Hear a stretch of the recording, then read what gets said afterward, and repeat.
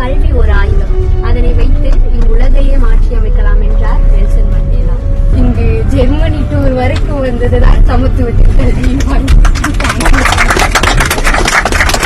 ஜெர்மனில சமத்துவ பாடத்தையும் இளையராஜா பாட்டையும் கேட்கறதே ஒரு நெகிழ்ச்சியான தருணம் தானே.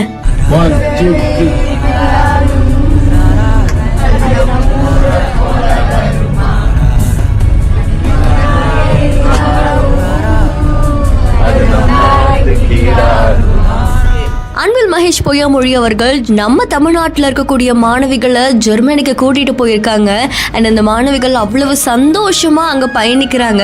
அப்படி பஸ்ல பயணிக்கும் போது அன்பில் மகேஷ் அவர்கள் பக்கத்துல உட்காரக்கூடிய ஒரு சின்ன பொண்ணு என்ன பண்றாங்கன்னா சமத்துவத்தை பத்தி அவ்வளோ தெளிவா அழகா பேசுறாங்க. பார்க்கும் போது இன்னும் கேட்டுட்டே இருக்கலாம் போல இருக்கு. அண்ட் அதை தொடர்ந்து அங்க இளையராஜா பாட்டையும் அத்தனை மாணவிகளும் பாடுறாங்க. அண்ட் இந்த உற்சாக பயணம் நம்ம எல்லாரையும் சந்தோஷத்துல ஆழ்த்தி இருக்குல்ல.